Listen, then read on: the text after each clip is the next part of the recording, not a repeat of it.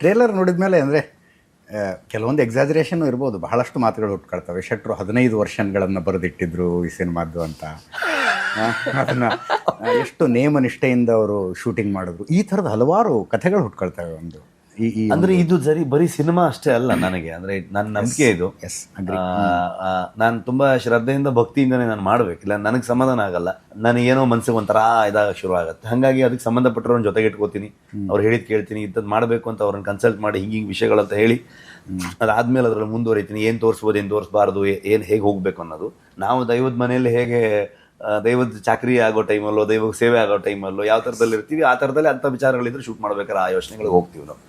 ಬೇರೆಯವ್ರಿಗೆ cinema ಅನ್ಸ್ಬೋದು, but ನಮ್ಗದಲ್ಲ. ಹಾಗಾಗಿ ನಾನು ತುಂಬ ಇದು ವಾದ ವಿವಾದಗಳಿದ್ವು. ಅಂದರೆ ಸಿನಿಮಾ ಬಂದಾದ್ಮೇಲೆ ಬೇರೆಯವ್ರು ಏನೋ ಮಾಡ್ತಾರಂತ, ಅವ್ರಿಗೆಲ್ಲ ದಯವಿಟ್ಟು ಮಾಡಬೇಡಿ ಅಂತ.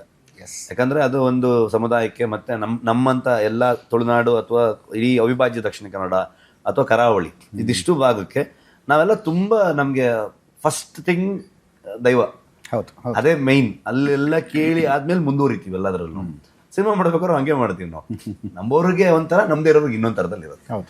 ಸೊ ಆ ವಿಚಾರದಲ್ಲಿ ನಾನು ಎಲ್ಲರೂ ರಿಕ್ವೆಸ್ಟ್ ಮಾಡೋದು, ಸಿನಿಮಾ ತರ ಅಲ್ಲ, ಸ್ಪೆಷಲಿ ಆ ವಿಷಯ. ಇದೇ ಸಿನಿಮಾದೊಳಗಡೆ ಸಿನಿಮಾ ಇದೆ, ಕರೆಕ್ಟ್. ನಿಮ್ಮನ್ನ ಎಂಟರ್ಟೈನ್ ಮಾಡುವಂತ ಎಲ್ಲ ವಿಚಾರಗಳು ಇರುತ್ತೆ.